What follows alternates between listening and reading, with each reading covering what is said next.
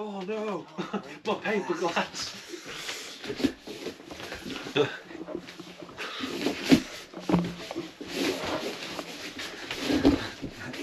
Easy now. Easy now.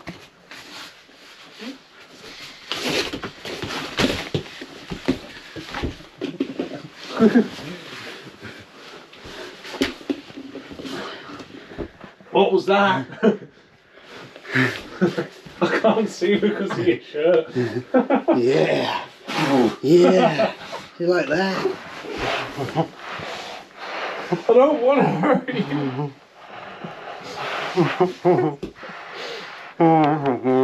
Just give my neck cracks unnecessarily.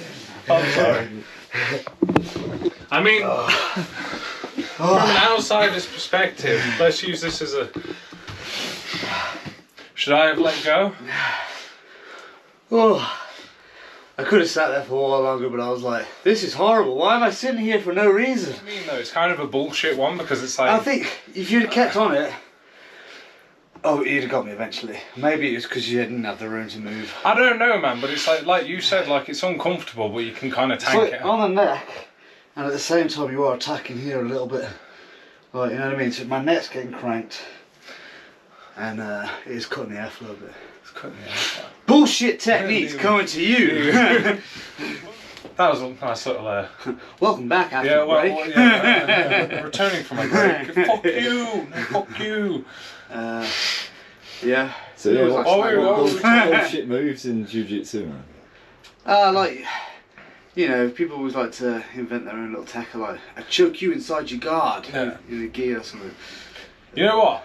That's something though. Like, you know when people, like,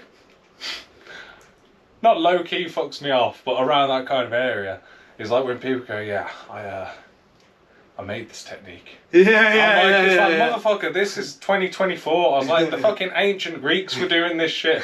I'm pretty sure nothing at this See point. how I got this DOS inside half guard? Yeah. I made it up. Yeah. Everything is just a reiteration and a like it's just a constant different sequences, and it's the same shit just with a different name on it. So bullshit moves though, ones that defy logic though. Yeah, like, there are ones you look at and you're like, that should not work. Yeah. They're the best ones to hit though, aren't they, really? The low percentage, the low percentage, but it's like when you catch it, oh, like, right. That's what I mean when I caught that north-south one. I was like, oh. Yeah, it is. It's a horrible place to get caught. Because even if I don't get the sub, it's so fucking weird. It negates your movement. Then I was just trying to be a see you next Tuesday. I know. Yeah. I was like, I'm just gonna saw this forearm into your face, you son of a bone saw. Yeah. Sucks for me, it sucks for you, man. Bro, we're just both sucking, mate. Bro, but that's the kind of thing though. If you've never seen jiu-jitsu before and you saw that going on the ground, you'd be like, "What's happening? What the fuck?" Yeah. Like, it is tough. It's tough as a spectator sport. But I think the rule sets help towards that though, don't they? And I mean, I'm excited for the CGI, man. Yeah. You know what I mean? CJI could have been an easier name than that, man. Yeah. Bro. You know, the Craig Jones Invitational, was it? Yeah. But yeah, it looks good though. You know what I mean? And I think it's good for the sport. I know people are saying, you know, some are like hating because of ADCC. And it's good for the. You know what though? But the ADCC's been. I've never competed in it, but it's been going on since the fucking 90s. Yeah, something like that. You had like fucking like Dean Lister and like you've got like such old school guys, but it's like grappling's got more Pride, UFC. Yeah, but grappling's got so much more popular, and it's like, if you can afford to buy big fucking stadiums to host it in, then why the fuck do you not just pay the athletes? Pay the athletes and have a smaller stadium. I mean, it's grappling. Like, no offense, but you just need a mat that looks nice. Yeah. Like, you know what I like? You know the karate pit fighting. Yeah. That's you know what? That's unique. And it's the same thing every time. And it's like jiu-jitsu mats as well. How many competitions do you see where there's like, I'm not gonna lie, I did it when I was competing at purple belt one time. I ran a guy into a fence. Yeah, dickhead move. But, I mean, you live and learn. But like, fucking Sailor V. Yeah. So like, just got to a point. What was I talking about? You're running dudes off the mat. Running dudes. Yeah, that's in there. But competitions where you run dudes off the mat, and it's like you see him, and it's like, hey, and slam this guy on the concrete floor. Yeah, and it's through like, the table. I got the 2 points. I've just destroyed a 4K TV. Yeah. And it's like, put a barrier there. Like, get like some kind of. You got to do something about it. At least karate combat, it's like you can lean on a wall. I know it's a bit like an people consider it an awful. Lovely triangle, didn't he? Off the wall. Off the wall. That was nice. Bro, I'd rather see some. I'd rather see some like cool shit and someone. I've heard that the Craig Jones Invitational is supposed to be like a. Is it basically like the size of a basketball court, pretty much, like a big open, like they're supposed to have like big. It was on the old Rogan podcast. Freaking, he was on there. Are you sure it's the size of a basketball? I'm sure it's supposed to be. No, isn't that big. Joe Rogan's opinion that they? Are you sure that's Joe Rogan's I think take no, on? they are. Sorry, yeah. They're having it like the Karate Combat Club. Yeah. They are having it the same, aren't they? Yeah, but it's big though, isn't it? It's, Oh, bro, it's big. They call it the alley. There you go. Yeah, so it is like a basketball court, yeah. Like Go down the alley to either fight or fuck. Yeah. Damn. Bro. Better than stalling out. Don't talk to me about stalling out. Yeah.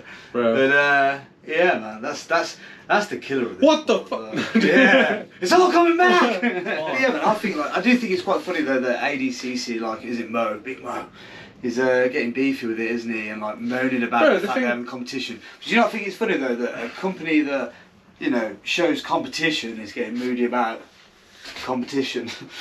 Well, you know what I mean? The thing is though, when you're the only entity in the market of that kind of nature, I mean, you've got the prestige of being called the Olympics of like grappling. Yeah. It's like you've got that, and it's like I don't think you can go purely off name alone when other companies get involved, because I mean shit changes all the time, doesn't it? It's like there's only so much you can live off a name and previous accomplishments before someone comes along and goes, well, you know what, I'm going to do what you're doing, but even better.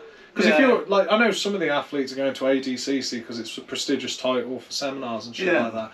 But then you look at CJ, it's like the B team did a fucking interview with one of the dudes who became a world champion at IBJJF, and he was like an Uber driver or some shit. And I'm like, imagine committing so much of your life to a sport, and it's like you're paying 130 quid to compete.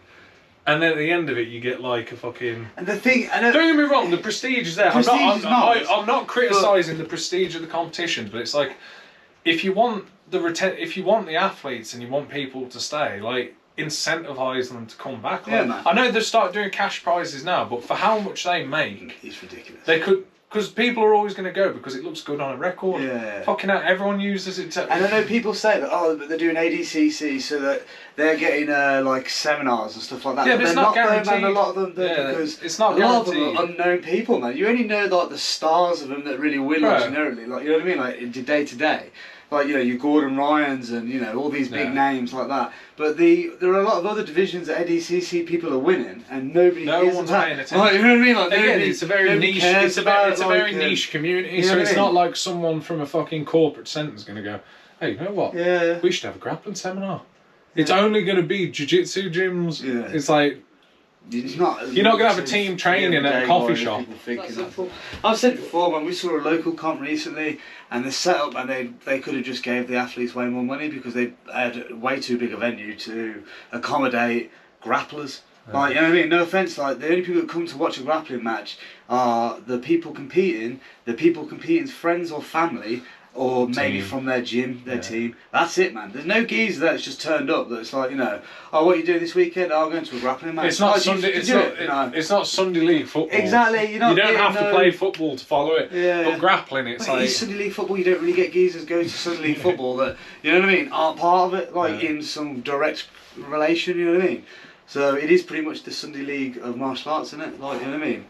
It's not popular to watch. Bro. Even no-gi. There's some people screaming. There's some people screaming. You know what I mean? Like, fucking hate on me, oh, you lack. But if it was popular, then why isn't it? You know, why are they able to? It's popular. The way they got grappling popular is by having people like burst out of coffins and fucking, you know what I mean, kidnap like their dads and wrap chains around them. Frisbees. Yeah, I'm talking about WWF, no, WWE. I know. You know what I mean? Like fucking, yeah. You know what I mean? That's how they make grappling entertaining. The storyline, to give it some deep storyline. You know people want a storyline. It's like X Factor, isn't it? Yeah. You know what I mean? Everyone has a sob story. McGregor bought to the UFC, didn't he? He bought a story by making people beef, being over the top beef. We know that 90% of these beefs on the UFC, they don't give a fuck, man. They're just trying to hype each other's revenue. That's it, man. There's no actual beef with these fighters. Like, you know what I mean? Fucking guarantee behind doors they're just like, yeah, all the best. You know, there's no, you know, oh, I hate you, I hate your guts. Well, I mean, all bad things. Isn't the UFC part owned? Like, isn't the UFC part owned by WWE now? It's a fucking show, man. Bro, don't get me wrong. It's not obviously the fights. You make your money, boo. Yeah, obviously the fights aren't scripted, but you know. No, I'm not saying that. No. Like, but what I'm saying, but I was gonna say, but a lot of the stuff, it's kind of like just fucking. No. They're just trying to build a story around everything, but it's like I don't know, man. I feel like I'm not gonna lie. I feel like there's a little bit too much UFC at the minute. I think the best beefing in the world is Craig Jones and Gordon Ryan, man. Like that to me is how beefing should be. But it's almost banter. Exactly that. You know what I mean? Like it's a passive aggressive banter. It's not serious, is it, man? It's not like I hate you. It's on side if I see you. You know what I mean? Like it's just basically it's just funny, isn't it? They just take the piss out. Well, unfortunately, only one of them's good at it, but the other one just gets. I don't know if he's trying to do it back, man, but he's losing that battle, man. Like massively, man. It's a shame that you can be the greatest in the world at one thing. And then, like, just not very good at the old banter, is it? Like, I suppose to be the best, maybe you can't have that let it go kind of mentality, like, and just be able to laugh at yourself. You know what I mean? Whereas I find like being able to laugh at yourself is like fucking. I don't know, man. It makes life so much easier. Jesus, take it serious, man. I'll be honest. I find like, don't know. You get different mentalities and stuff, but since enjoying it a bit more and just having a laugh. Yeah, perform so much better. Like you take the stresses out of it. I feel that's where it helps. Where you've got a coach that understands you at the minute now. Like you know what I mean. Johnny. He knows you, man. You know what I mean. Here comes the glazing. Oh, but I mean, when I love you, Johnny. Your last outing, man. Like that's the best you've ever looked, man. Like you know what I mean. Like fucking you put on a show, man, and.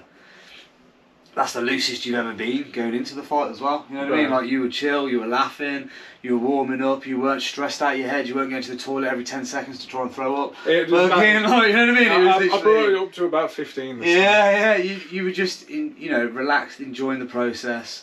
You know, and you went out there relaxed, having a joke, and you put on a show, man. You know what I mean? And fucking, you did great. Fucking, so yeah, I mean that's just. Down to the team you're with at the minute, I'm guessing, and the frame of mind, you know, big up Manifest. Having John in your corner, coaching you, like, absolutely phenomenal, man. Like, you know, calm, collective. He knows you, man. He knows your style, man. Knows when he needs to coach you, when not to. He knows when to just let you work, when you need to be reminded.